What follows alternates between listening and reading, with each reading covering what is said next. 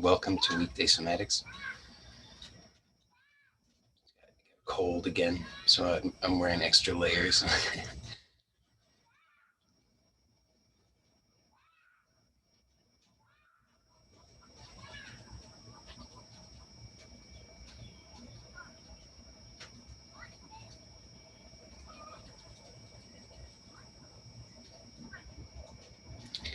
Okay, so let's begin by choosing a posture. If you can,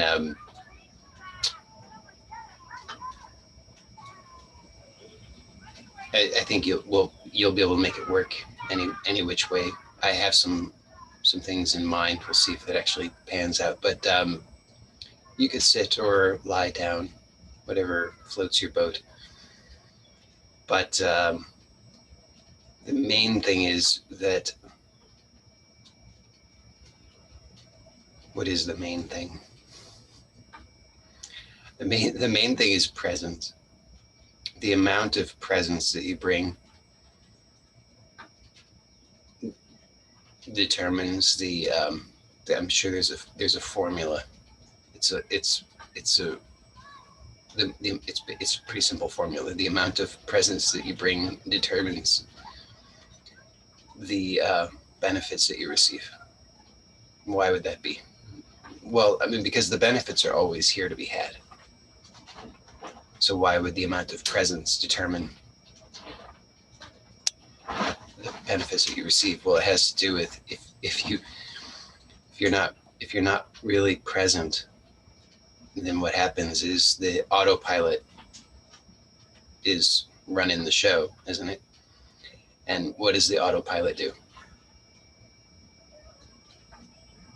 You know what it does. It says, this is all shit. This is all wrong. You got the wrong guy. I'm in the wrong place. Oh my God, this is happening. What do I do?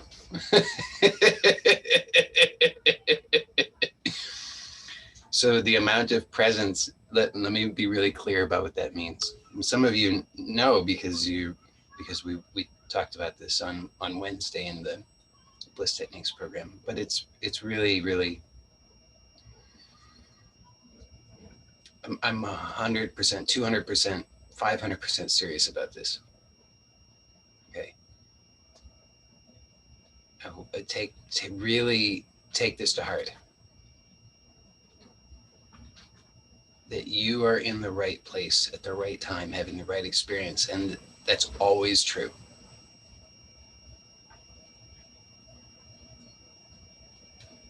And your choice is either you decide to be present, or you decide to go on autopilot and call that being present. And I'm saying this, I'm not doing this to you. It's more like this.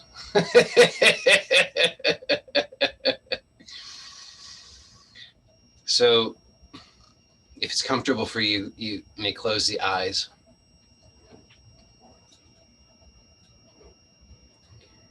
And see how pleasant, how light, how easy, how effortless it is to be truly present. So most of the time, many of us, we have the wrong idea. We've got we have it inverted. We think, oh, in order to be present, I've got to scrunch up my forehead and I've got to concentrate and focus really hard. But actually, we want to let go. We want to surrender and be awake, not trying.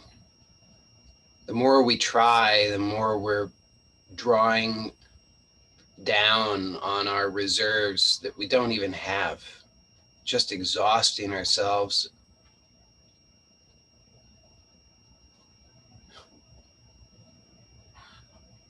In English, we have an expression, it's called beating a dead horse.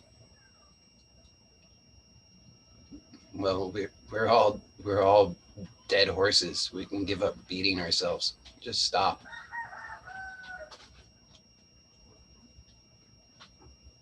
And just be simply aware. Be aware of all of these habits, the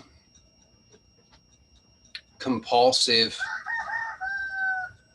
habits of self-defense, of armoring yourself, of straining and striving and trying and fixating and working so hard all the time.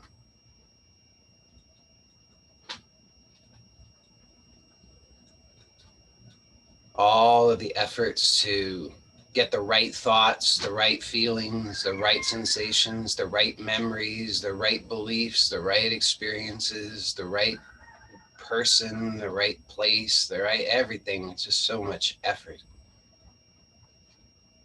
And start to notice what that is doing. So you, with this simple choice, play a really pivotal role in your own experience. And so start to take a look and see how it is that when you indulge those habits, what message are you programming yourself with? What is the outlook that you are creating and reinforcing for yourself? What beliefs are being anchored and propped up with these indulgences?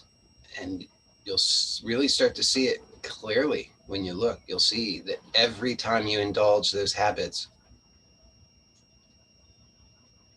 which are all predicated on the underlying sense of lack, there's not enough for me, I'm not okay, there's something wrong with me, there's something wrong with my life, it will never be okay, I have to try harder.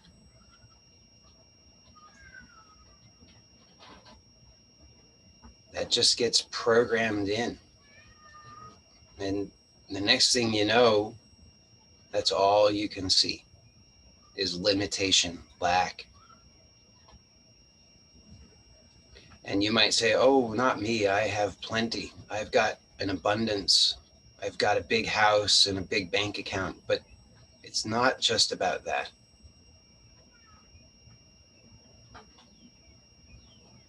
It's about health, well-being, happiness, ease, joy, time, love, trust, faith.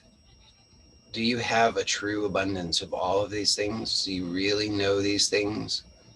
Do you live that? If not, then just see how it is that you've been betraying yourself. And that's difficult. I understand. But it's not nearly as difficult as continuing the lie.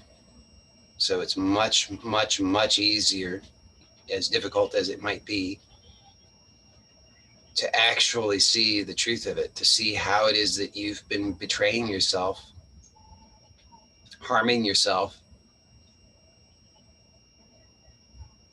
And I understand it's innocent. You're not to blame, but you can take responsibility. So let's just look and see. And then be willing to surrender. So surrender is an interesting thing because I'm not suggesting that we should collapse. I'm not suggesting we should abandon life. I'm not suggesting we should check out or try to numb ourselves. So there's a fine line. We want to be awake. We want to be responsive. We want to be present. We want to be aware. We want to be buoyant. And at the same time, we want to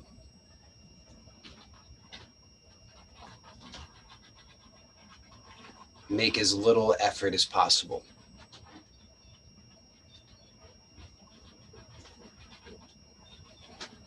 So it's very helpful to become aware of your bones. We don't usually think of our bones, but I want you to get a sense of your bones, of your skeleton. And understand, really get a clear sense of the power and strength of your skeleton.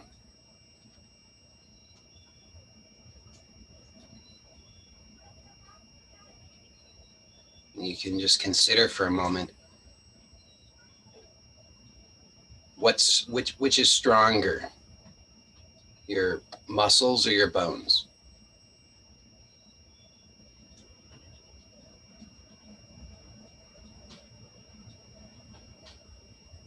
And if you're not sure about that, then you can try a simple experiment. You could just flex some muscles somewhere as hard as you can and see if you can break your bone.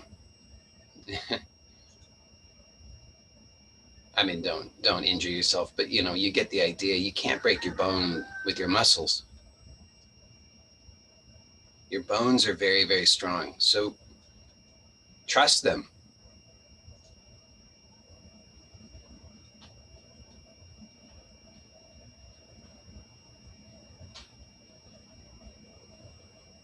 Start to recognize in your direct experience how it is that you make so much unnecessary effort. I know you do, because I do.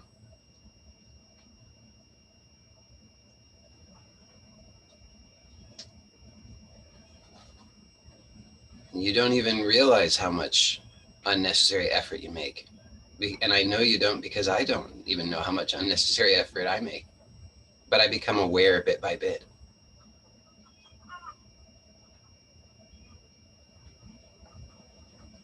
So you simply notice where the unnecessary effort is and ask yourself, why am I doing this? Is it necessary? Do I need to do that?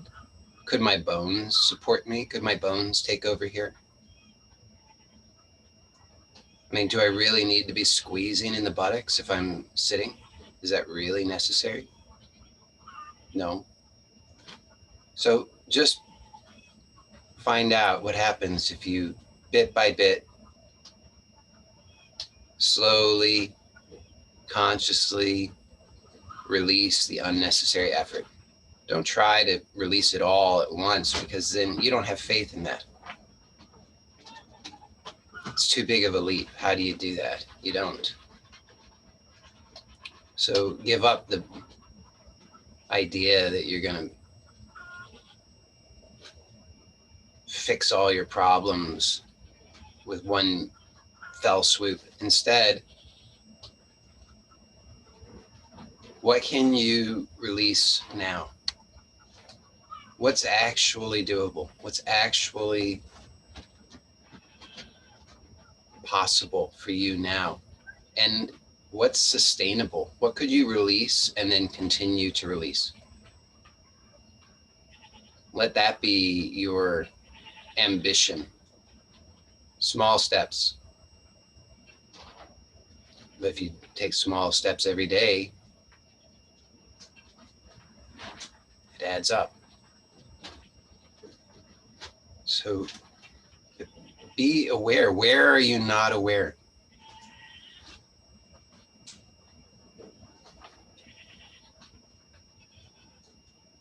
Notice how you allow your attention to get sucked in, fixated, become obsessed, and you lose the bigger perspective. So allow yourself to open up to the bigger perspective. Where have you been ignoring?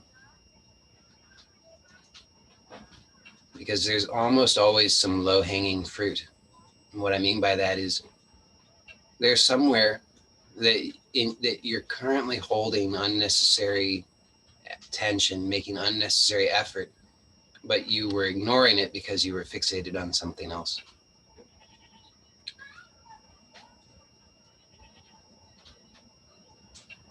Of course, you don't need to be squeezing the face, do you? So you can release the face. Let the forehead be soft. Let the eyes be soft. Let the nose be soft. Let the cheeks be soft. Let the ears be soft. Let the tongue be soft. The tongue can just rest and spread. Doesn't need to be pressing against the teeth or pressing against the roof of the mouth. Doesn't need to be wiggling around. It can just rest. Doesn't need to be all squeezed. You can become aware of the back of the tongue. Notice how far down into the throat does the tongue go? Can you allow the entirety of the tongue to release and relax? Can you allow the throat to relax?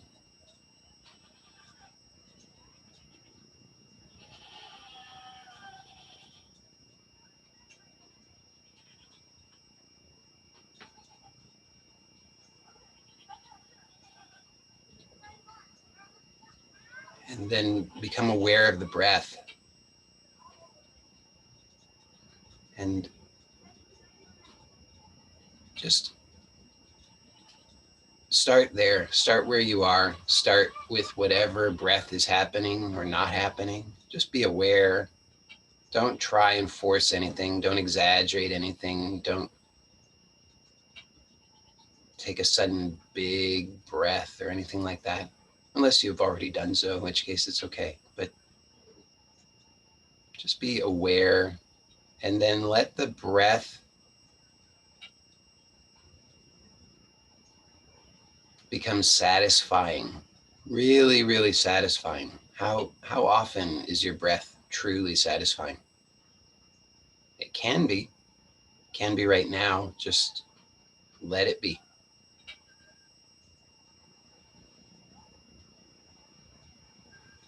And find out how that's possible without you trying to get it right. So if you have to get it right, then you've got to have advanced knowledge. You've got to have the right advanced knowledge. You have to know in advance what the correct way is, and then you've got to do it successfully.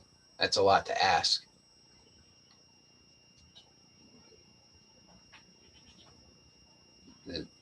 I'd go so far as to say it's too much to ask. I'd say it's an impossibility.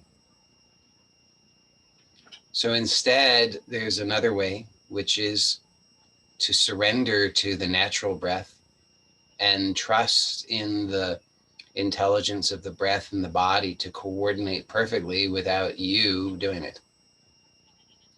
But that doesn't mean that you blot yourself out. It means you are present. And you're present to your habits so that you release those habits as soon as you become aware of them. And there's an amazing thing that happens. You can watch it, see it happening in your own experience, which is that the more that you attend to your experience in this way, present, aware, and specifically aware of the compulsive habits, what you will start to notice is that you become aware of those compulsions at subtler and subtler levels, and that awareness itself is a solvent. It dissolves those habits at the subtler levels. And pretty soon you will start to notice, if you haven't already noticed, that you can be aware of those habits, aware of those compulsions, aware of them at such a subtle level that they haven't even really formed yet. But you can be aware of them even though they haven't yet fully formed. It's a very interesting experience. And it's a very, in my experience, it's very powerful. So you can begin to just kind of hang out in this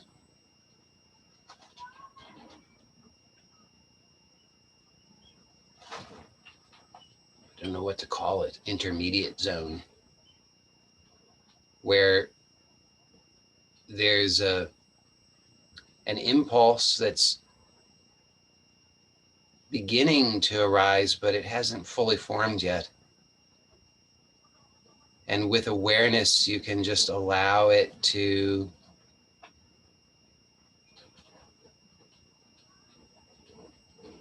release.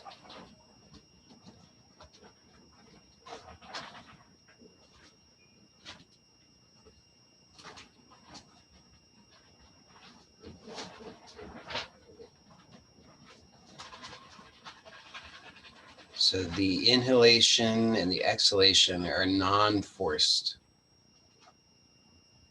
And at first that's impossible because the habit of force is too great. But be aware of your experience and know that it can soften bit by bit. So at first you might notice, maybe even for quite some time, you might notice spasms in the breathing mechanism. Might seem impossible to have a smooth breath. It might seem impossible to have a gentle breath. It might seem impossible to have a satisfying breath.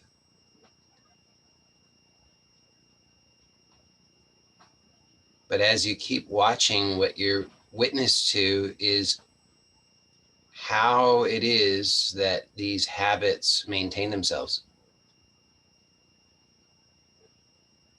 So you have to be willing, at least in my experience, it's necessary to be willing to actually witness and be aware of the mechanisms by which these habits maintain themselves if we want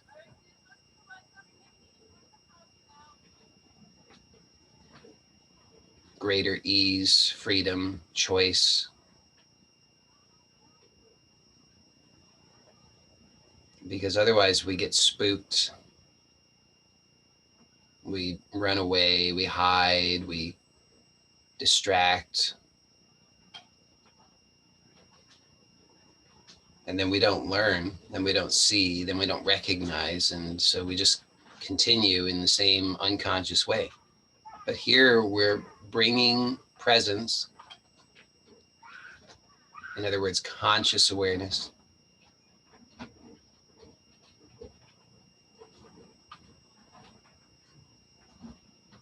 which is open, non-grasping.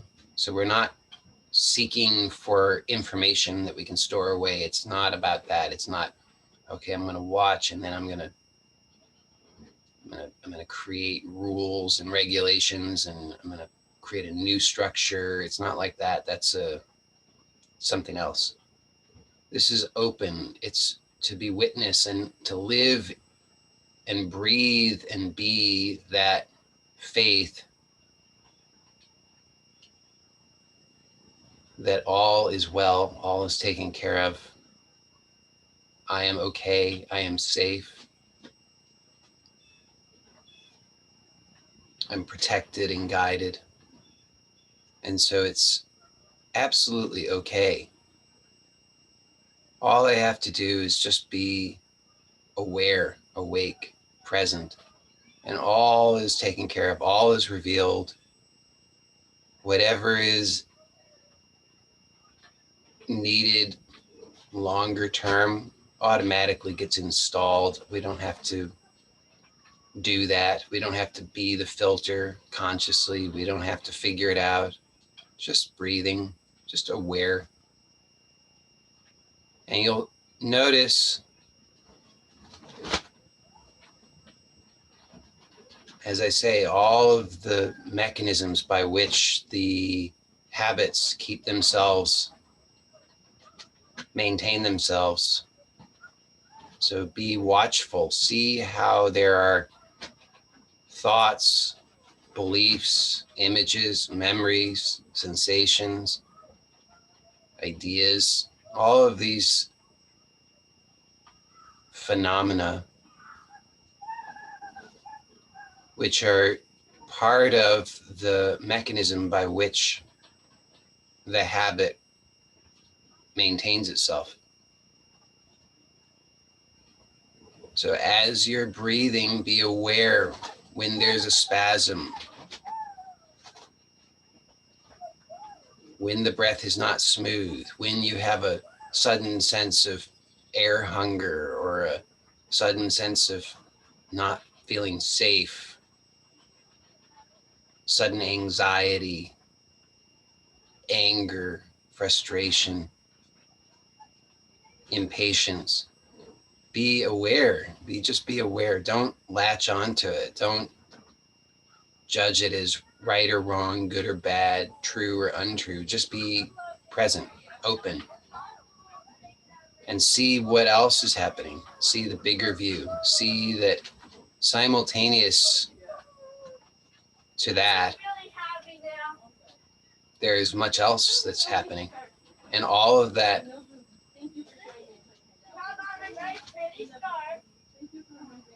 signifies something to you out of habit. Danger, fear, worry, anxiety, bad.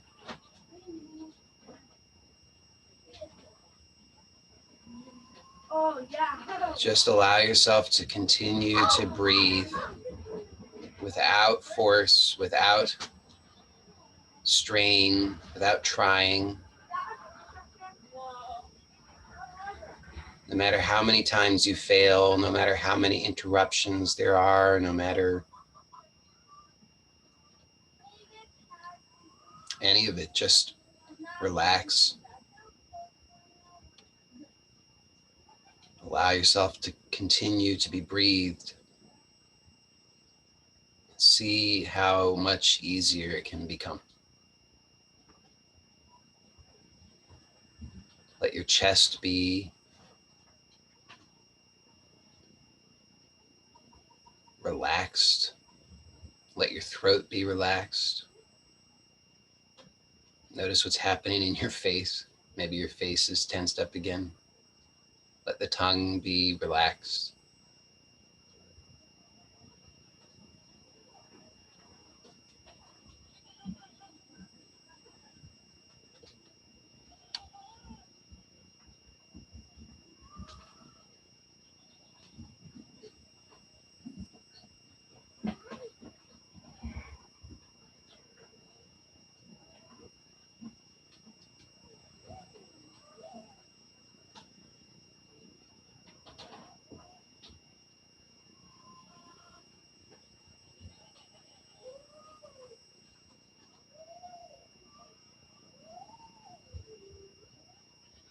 So as we're continuing, we're going to take a few more minutes with this. And as you're continuing, please remember the importance of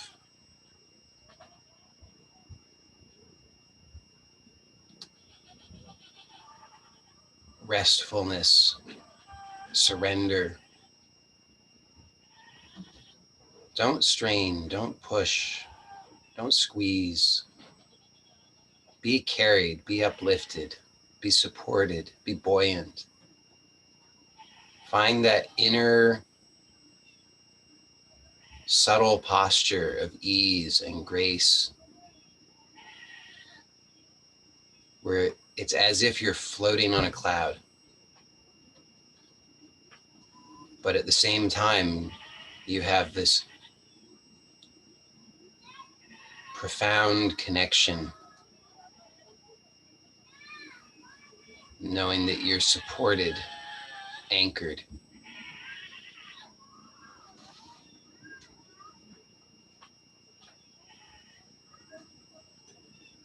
And as you continue to breathe in this way for a few more minutes, I'm going to tell you a short story. It's a story about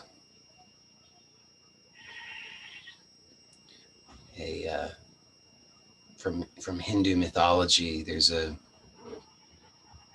god named Ganesha, and many people know about Ganesha because he has an elephant head. And this is a story about how Ganesha got his elephant head.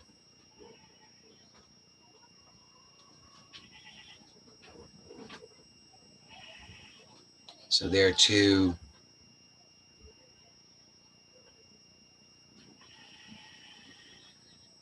essential natures, we call them Shiva and Shakti, call them many names, but some of the names are Shiva and Shakti, and they're personified as Shiva, the god, and his wife, who in this story is called Parvati. And Parvati and Shiva live on Mount Kailash. And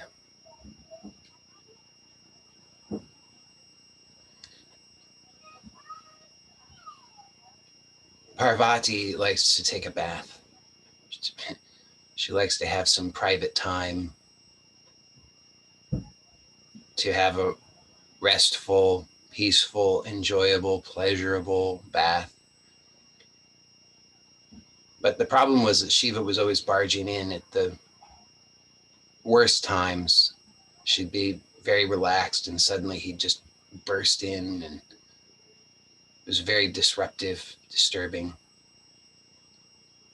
She told him, don't do that. But he wouldn't listen. And Parvati had tried to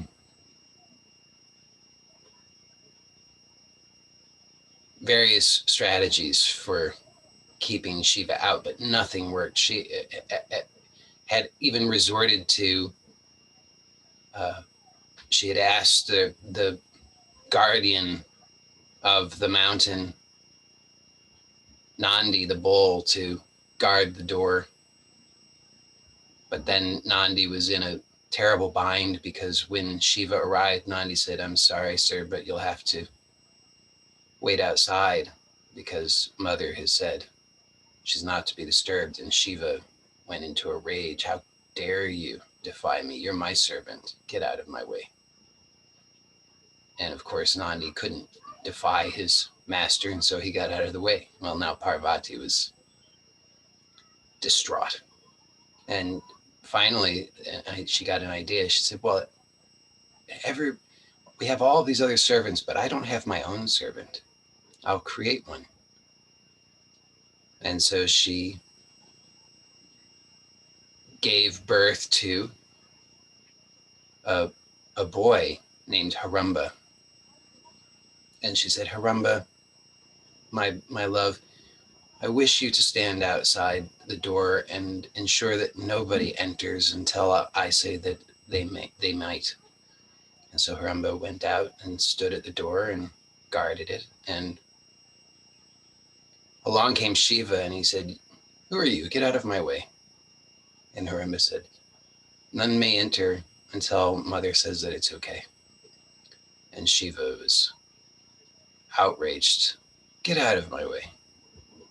And he attempted to throw the boy aside, but the boy was surprisingly powerful, prevented Shiva from entering. Now Shiva was very angry, but he didn't want to have to deal with this himself. He was too enraged, so he sent his servants to do his bidding, and his servants tried to defeat Haramba, but none of them could defeat Haramba. So now Shiva was so enraged, he wanted to kill the boy.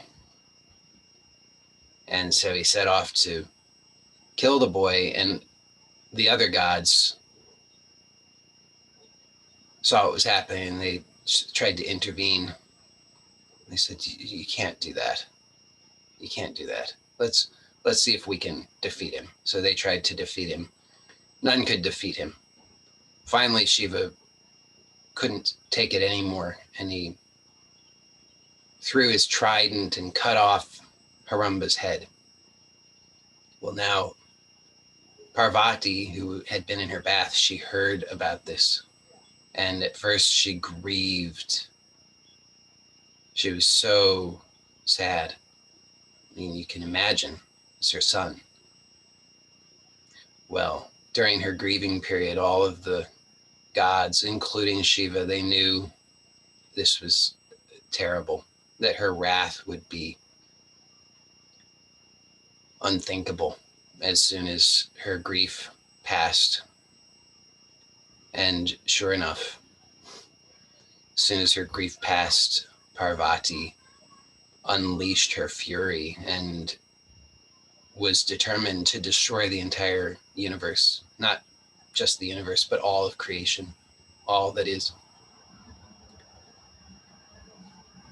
And she unleashed all of her most vicious forms. And all of these, the most terrifying, vicious forms of the goddess were set upon all of creation to destroy it. And this was terrible, terrible, terrible. So the gods tried to speak to her, and she said, "I will not stop until my son is alive again."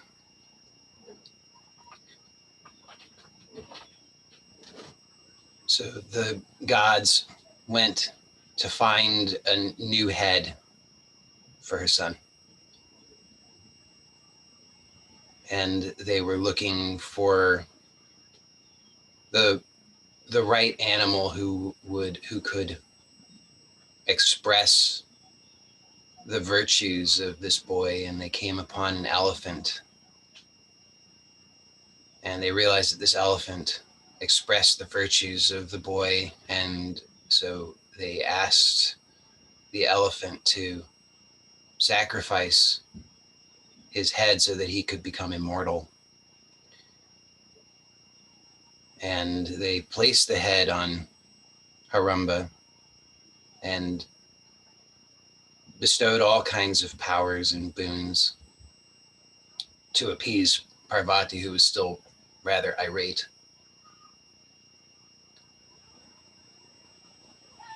And Shiva renamed the boy Ganesha because it means that he is the ruler of the Shiva Ganas, the mischievous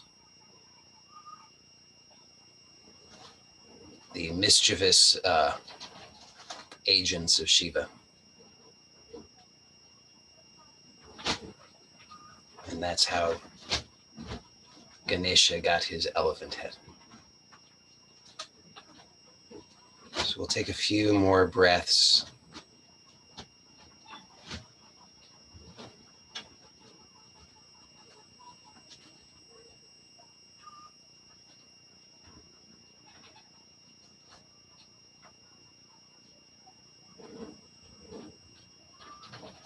And reflecting on the virtues of Ganesha.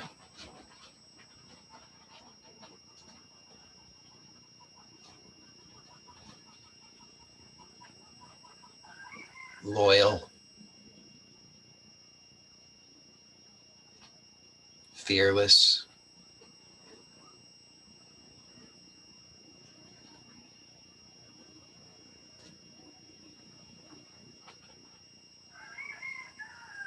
protective,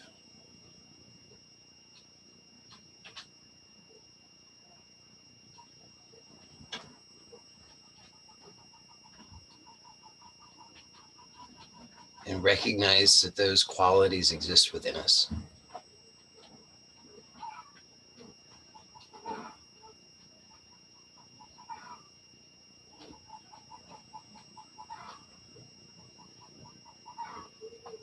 Patience, slowness to anger,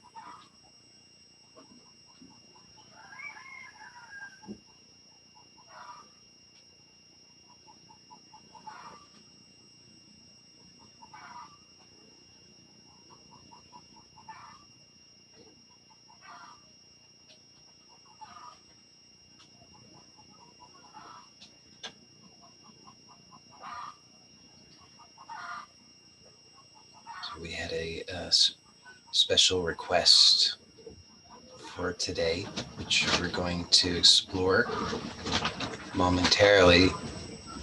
So it's going to involve some movement and You may have your eyes closed or open for this portion, but if you have had your eyes closed and you are going to open them, then please make sure that you open them slowly so that you don't disturb any of the inner discoveries, because we want to allow those to radiate outward and integrate into our lives so that we can begin more and more in our lives to be consciously connected with those virtuous qualities within ourselves.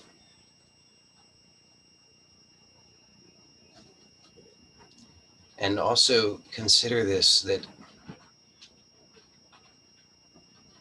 not only do we embody those virtuous qualities of Ganesha, but also that we can know for sure that whatever challenges we might face, that we are protected, that the full forces of all of creation are backing us, even if we've been decapitated. It's never too late.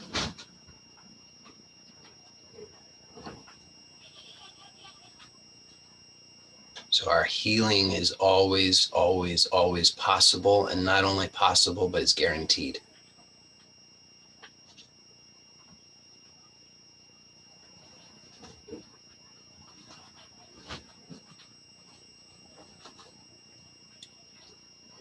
And part of the reason why I told that story is because the request for today is to explore some movements that can help with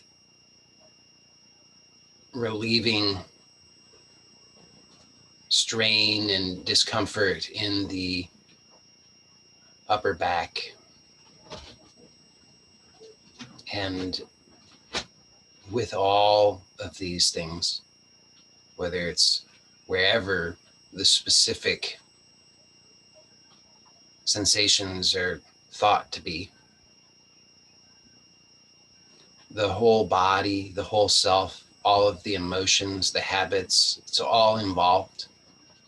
And it's like at a physical level, I think a useful image to have in mind is that of a knit sweater that's a full body sweater, covers from head to toe with very fine threads. And what happens is that some threads get cinched here and there. And if you consider that image, so the thread gets pulled and cinched, that it affects the whole sweater, so that if it's cinched in one area, then the slack is taken up elsewhere. And so bit by bit, things get pinched, tightened. And in order to undo that, we have to be willing to have the patience and the faith to tease it apart a little bit at a time. So let's begin by placing the hands, if you can do so comfortably. Let's see if I can give you good instruction. Let's start with both hands behind the head on either side of the occiput. So that's at the base of the skull. And don't worry about exactly the right placement. The right placement is wherever it feels best to you. But you want to place them more or less on the either side of the occiput. And then allow your hands to encourage the head to drop forward so that the skull is hinging downward at the occiput. So at the top of the neck, the skull is then tipping forward. And you should feel with your fingers that the tissue there is lengthening. Then relax your face and relax your tongue, relax your throat. And now what we want to do is we want to bring the head back to upright, but we're not going to just hinge at the skull. Instead, keep the skull tipping forward and keeping the hands where they are, so there's a gentle, very gentle pressure against the back of the skull with your hands. Bring the head back up and notice how you do that if you're not hinging at the skull. So notice where that has to happen. And then again, release everything forward so the head is coming forward. Relax your face. Relax the tongue. Make sure you're breathing in a natural way. And then slowly bring the head back upright, but without hinging at the skull.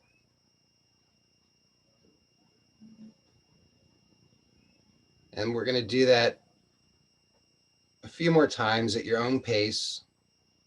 And you can play with the hand placement a little bit. Try moving the hands a little further out to the sides, not the sides of the head, but just further out from the spine, further out from the vertebrae, just a little bit, a few inches. You could move them slightly up, slightly down. So play with the placement a little bit to see where you get the best results. You should start to notice that everything is releasing and lengthening and softening here in the back of the head and neck. So continue with that at your own pace for a few more movements.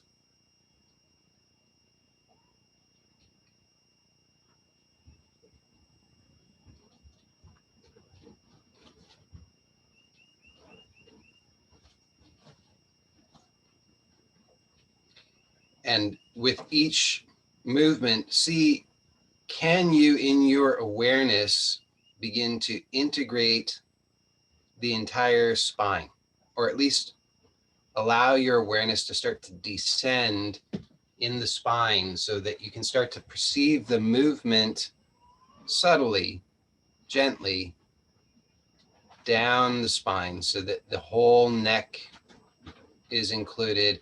Then start to feel the upper back.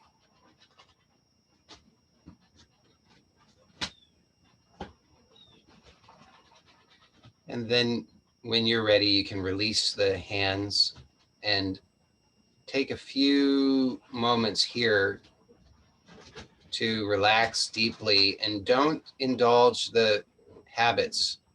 So don't try to get back to your familiar experience. Instead, allow the newness. Even if your brain is telling you it's uncomfortable, even if your brain is telling you that you really have to make that adjustment, just as long as it's not painful, as long as you don't have a genuine concern that you might be injuring yourself, which you certainly should not be, then just allow it to integrate by releasing, softening through awareness, and allowing your awareness to include as much of your body as is possible so that you can start to perceive that newness seeping into every joint, every muscle, every bone, every organ, everywhere in your body. So you start to have this spreading softness, suppleness, ease. Let your whole back start to become more released, more supple through your awareness.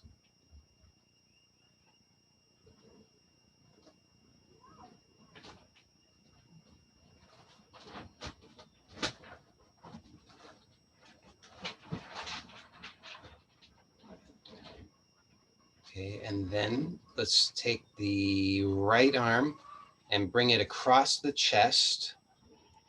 And then the left hand, if you can, bring it under the right arm and back to touch the upper back, like the shoulder blade, if you can. If not, then just whatever you can do. So the right hand should be still free. We're not latching on to anything. Just let that hang free. And then with the left hand offering a little bit of resistance, keeping everything else as relaxed and still as possible, retract the right shoulder blade, meaning pull it back toward the spine. And then release it. So the left hand is just sort of creating a little bit of resistance to that that retraction. So we're just pulling the right shoulder blade back and then letting it come forward.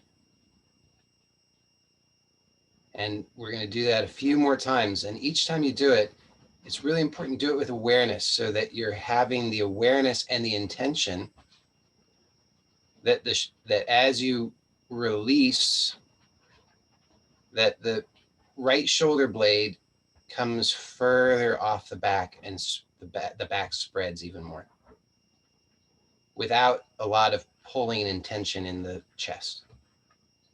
Do that a couple more times.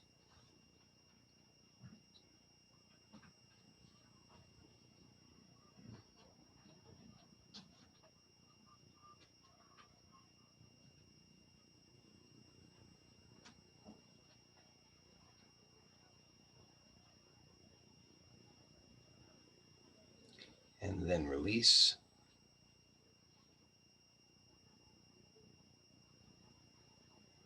And take a few moments to allow that to integrate. So notice the difference between the two sides. Notice the habits that try to reassert themselves. Whatever you normally do with your shoulder, there's probably something in your brain that's saying, do that thing. But just see that you can continue to rest and not do whatever you habitually do. Let the shoulder be soft and relaxed.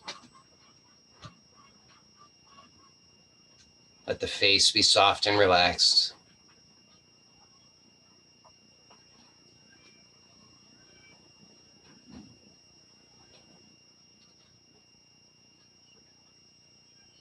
And then let's do the same on the other side. So bring the left arm around and then the right hand to the left shoulder blade, if you can do that. And then retract the left shoulder blade and let it come forward.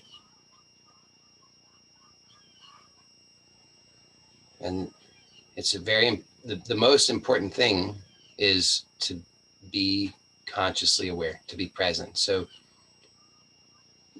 know that we're not just mechanically doing something, but rather we're doing it with awareness so that every movement produces a change, introduces newness. So you should feel things softening, easing, and see how much you can be aware of. Can you be aware of both shoulder blades as you're doing this? Can you be aware of your tongue?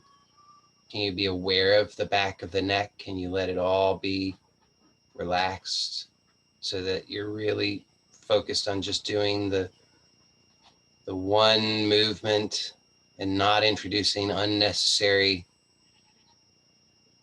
strain?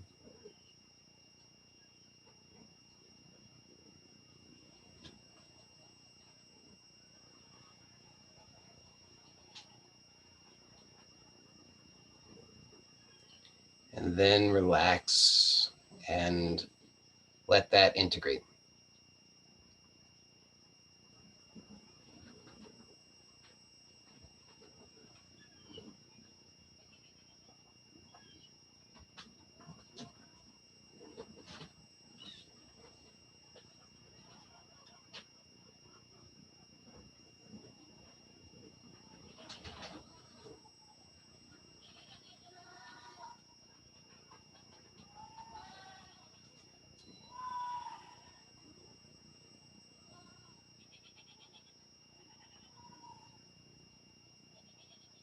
So we're going to conclude the formal portion in a few moments. Take this time to, again, observe the natural breath.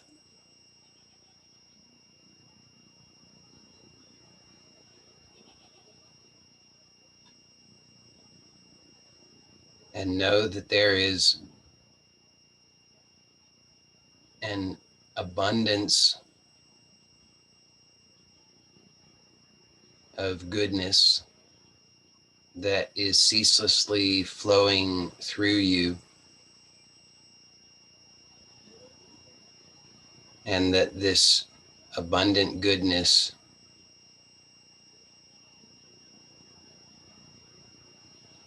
can bring profound healing and blessings to all of your world.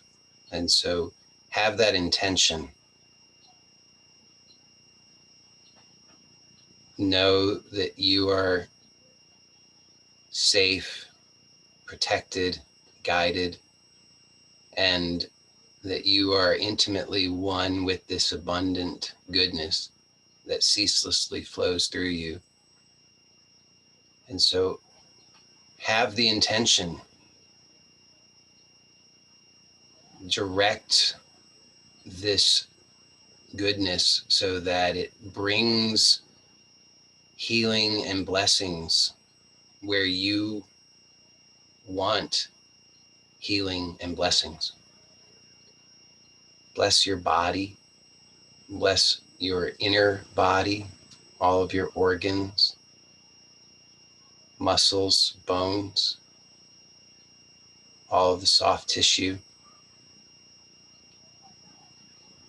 Bless your mind, bless your thoughts, bless your sensations, bless your feelings and your emotions. Bless your skin.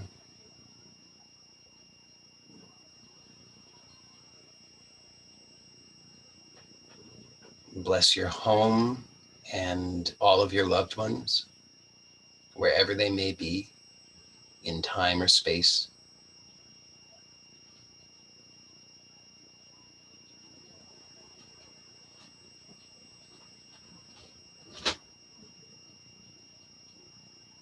Bless your friends, bless your neighbors,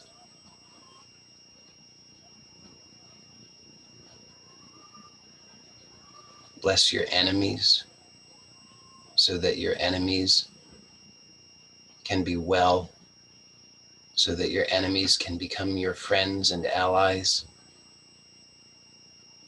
so that we can all come together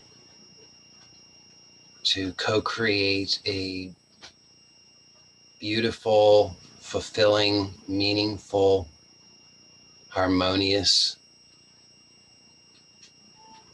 world for all.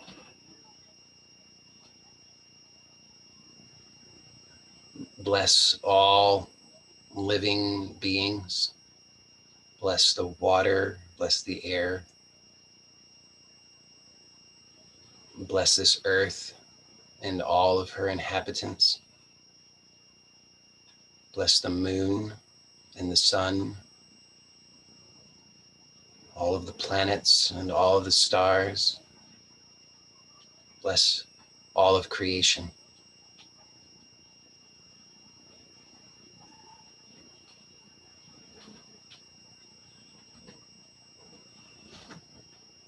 And become aware of your physical body consciously, scanning lightly from head to toe so that you are aware of the scalp, forehead, the tongue, the lips, the chin, the throat, the neck, the shoulders, the arms, hands, and fingers, the upper back, the chest, the lower back, the abdomen, the buttocks, the thighs, the knees, the lower legs, tops of the feet, the toes, and the soles of the feet. Be aware of the front side and the back side and the left side and the right side of your body. Be aware of the whole body. Be aware of your connection to the earth. Consciously intend to remain aware of that connection with the earth.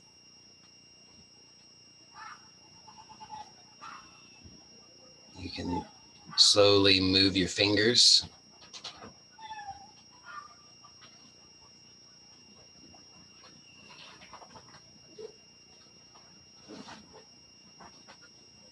and if your eyes have been closed and you wish to open them, then you may begin to explore that. Please do so slowly.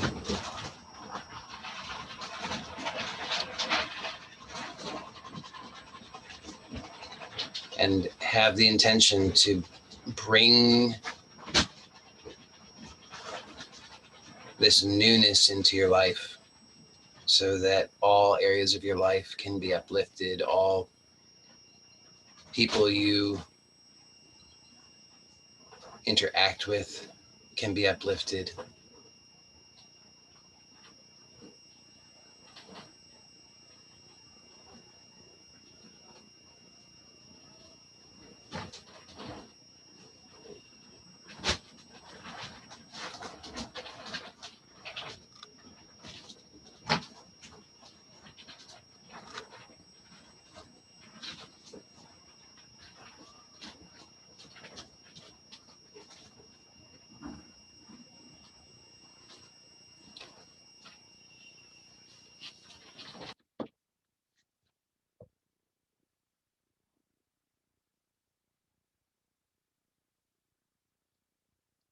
Today's exploration was quite gentle, so I don't expect that it should be overly stimulating for anybody, but the usual applies. So please remember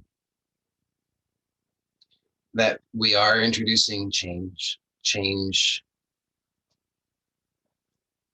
um, our mechanical mind can interpret any change as bad. And so just be aware of the knee-jerk reactions, the habitual interpretations, and just notice that. So as you're going through the day or the weekend, since it's the end of the week, um, you can be aware of how much unnecessary struggle and strain gets created in the battle against something new.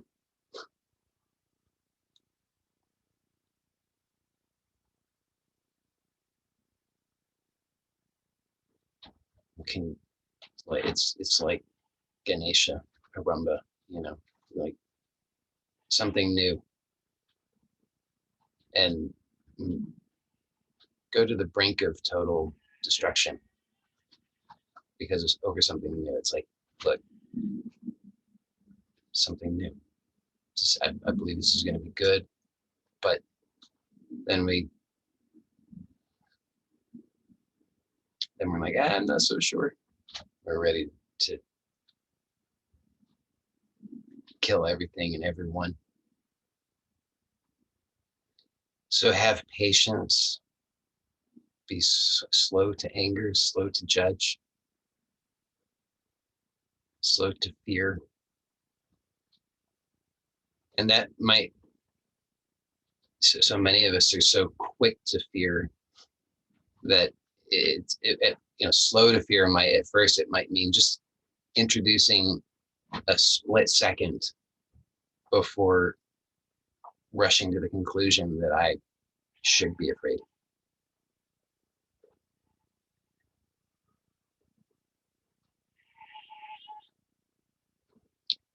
Because I really sincerely mean it. And I don't often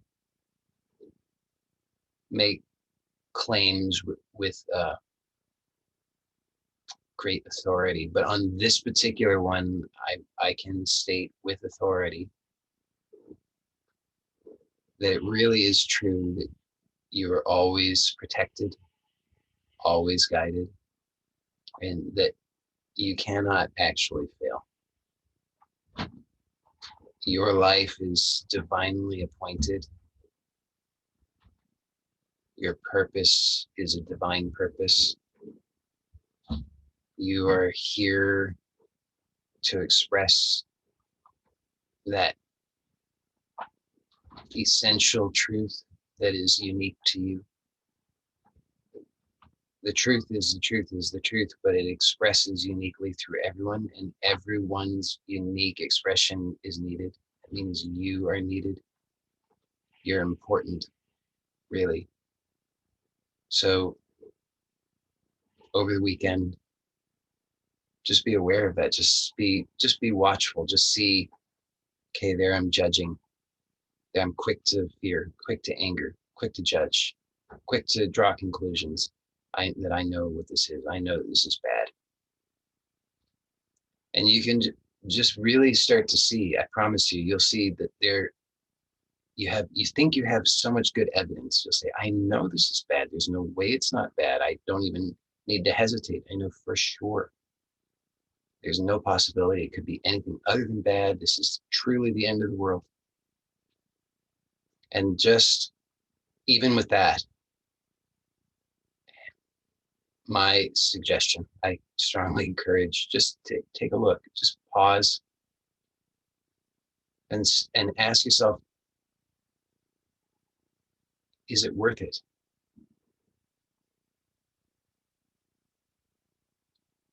Is it actually worth making the end of the world out of this sensation, out of this feeling, out of this memory, out of this worry, out of this thought, out of this belief? Is it really worth making this the end of the world?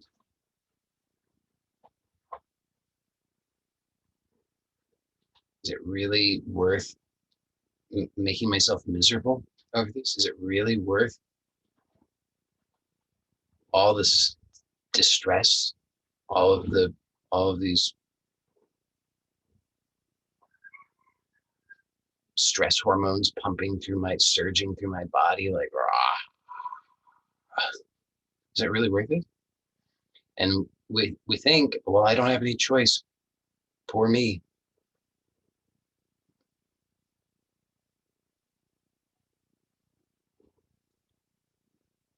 Find out what choice you do have, though, because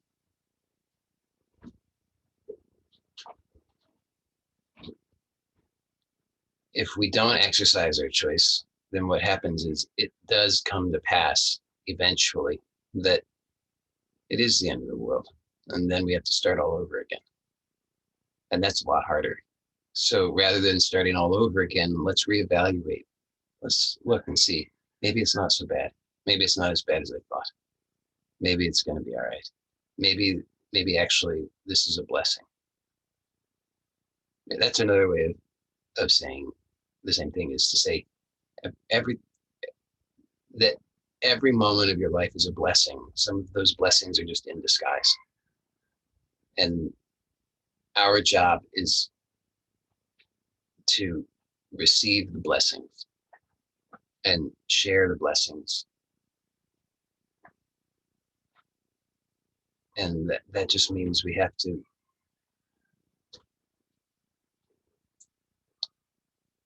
what are the Shiva Ganas? The Shiva Ganas are those things that are like whispering in your ear, it's the end of the world. You're screwed. And they're looking to stir up trouble. It really is that bad. Nobody understands you. Only you know how bad it is. That's what they're saying to you. But you have a very powerful ally. You within you is the controller of the Ganas.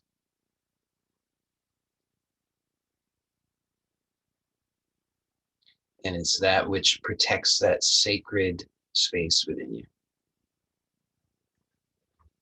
That sacred, inviolable space.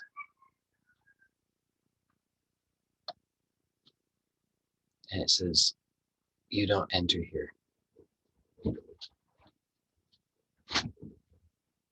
The Ganas don't enter here. Those fears don't enter here. The worries don't enter here. They cannot. They cannot. They simply cannot. They cannot stand up to the purity, the power, the perfection of what's here. So know that. Know that, yes, of course, there's troublemakers. They're looking to get a rise out of you. But you just be still, let the breath be natural. And remember, seriously, sincerely, I mean this, just remember and say to yourself, all is well. I am protected and guided by the supreme power of all of creation.